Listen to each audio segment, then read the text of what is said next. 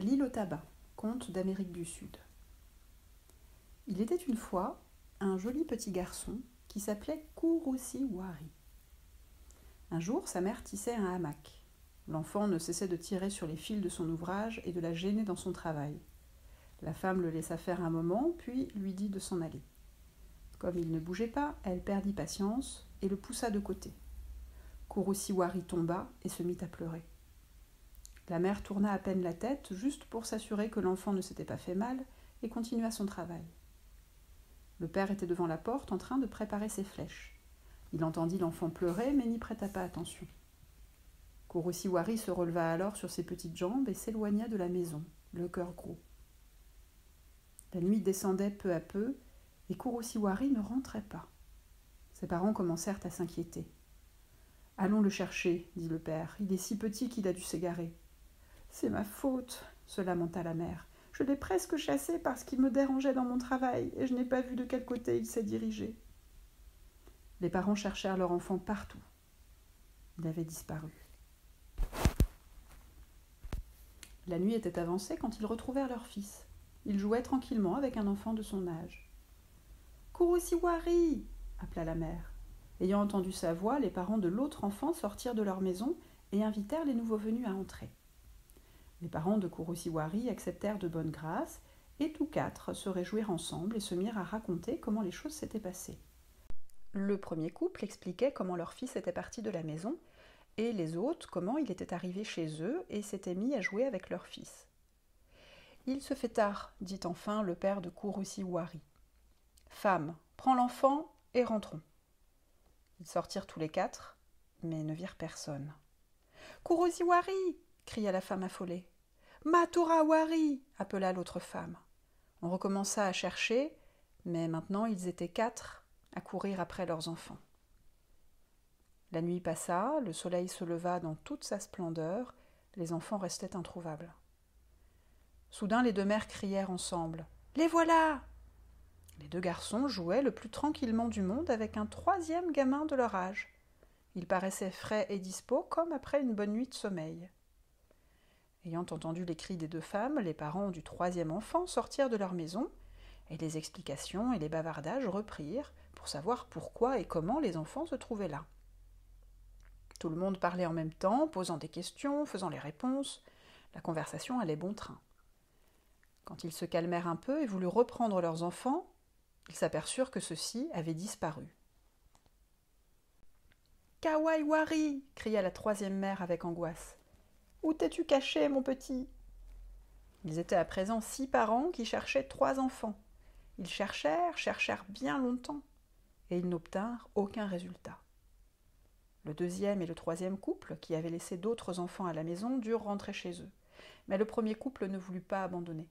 « Nous chercherons les 3 enfants et les ramènerons, » assurèrent-ils aux autres, aussi accablés qu'eux. « Quant à nous, nous n'avons que celui-là. »« Je ne vivrai pas tant que je ne l'aurai pas trouvé, » continua le pauvre père. « Je ne remettrai plus les pieds chez moi sans mon enfant, » ajouta la mère en pleurant. « Je le chercherai jusqu'à ce que je le retrouve. » Les 3 couples se séparèrent. L'homme et la femme se mirent en chemin. Personne n'avait vu passer les 3 enfants. On ne trouvait trace d'eux nulle part. Ils semblaient vraiment s'être volatilisés. Des années passèrent. Les 2 parents avaient vieilli. Ils se sentaient très fatigués, mais ils continuaient leurs recherches. Un matin, qu'ils longeaient le bord de la mer, ils virent venir vers eux 3 garçons d'une grande beauté qui se tenaient par la main et riaient. À mesure qu'ils s'approchaient, la femme reconnut son fils, malgré les années passées. « Kurusiwari, mon enfant !» s'écria-t-elle. « Maintenant, je peux mourir tranquille, » murmura le père. « Je t'ai enfin retrouvé, mon fils. »« Oui, » répondit le garçon. « Je suis votre enfant et mes camarades sont Maturawari et Kawaiwari. Cependant, nous ne pouvons pas venir avec vous. Nous voudrions bien rentrer à la maison, mais nous habitons désormais le royaume des dieux et il nous est impossible de reprendre notre vie parmi les hommes. Mais vous pourrez venir me voir chaque fois que vous le voudrez en brûlant des feuilles de tabac. » Cela dit, les 3 garçons se donnèrent à nouveau la main, traversèrent la plage et disparurent de la vue de leurs parents. Les 2 pauvres vieux rentrèrent chez eux profondément tristes et las. Depuis que leur enfant était parti, ils n'avaient plus revu leur maison. Des feuilles de tabac. L'homme se répétait ces mots sans rien y comprendre. Je ne connais pas cette plante.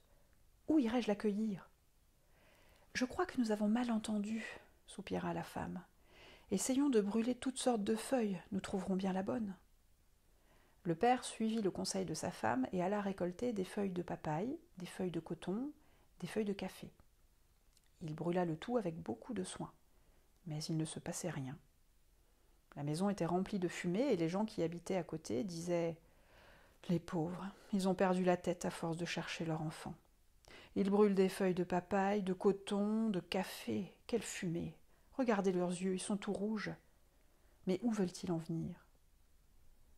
L'homme alla enfin voir un vieux qui vivait au bord du grand fleuve et qui avait la réputation de connaître le nom de toutes les plantes qui poussaient sur la terre et de tous les animaux existants. « Mon fils a parlé de feuilles de tabac, lui expliqua-t-il. Je ne connais pas cette plante, je n'arrive pas à la trouver. J'ai brûlé toute espèce de feuilles, mais leur fumée n'a aucun pouvoir pour appeler Kurusiwari. Aide-moi, je t'en conjure, toi qui sais tout. » Kurusiwari a raison, répondit le vieux. La plante du tabac existe réellement, mais elle se trouve seulement dans l'île des femmes, qui la gardent jalousement. Elles ne permettent à aucun mortel de débarquer sur leur territoire. Et alors, malheureux que je suis, que vais-je faire ? Essaye d'envoyer un oiseau, dit le vieux. S'il arrive à se poser sur l'île sans être vu, il pourra cueillir avec son bec quelques graines de tabac. Il te les apportera ici et tu les cultiveras. L'homme remercia beaucoup le vieux, mais il partit plus triste que jamais à l'idée de toutes les difficultés qui l'empêchaient de revoir son fils chéri. Il alla trouver un héron et le pria de voler jusqu'au-delà de la mer et de se poser sur l'île des femmes. L'oiseau eut pitié de cet homme dont la douleur était si grande et partit aussitôt. Une semaine s'écoula. Le héron ne revenait pas. Des jours et des jours passèrent. À la longue, l'homme comprit qu'il était inutile d'attendre son retour. Il demanda à d'autres oiseaux d'entreprendre ce voyage, mais aucun d'eux ne revint. Tout le monde savait à présent pourquoi l'homme cherchait avec tant d'acharnement les feuilles de cette plante inconnue, et tous voulaient lui venir en aide.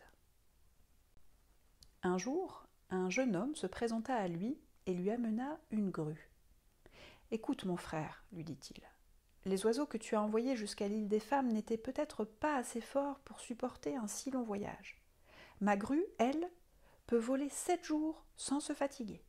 Il suffit que cette nuit tu la laisses se reposer au bord de la mer.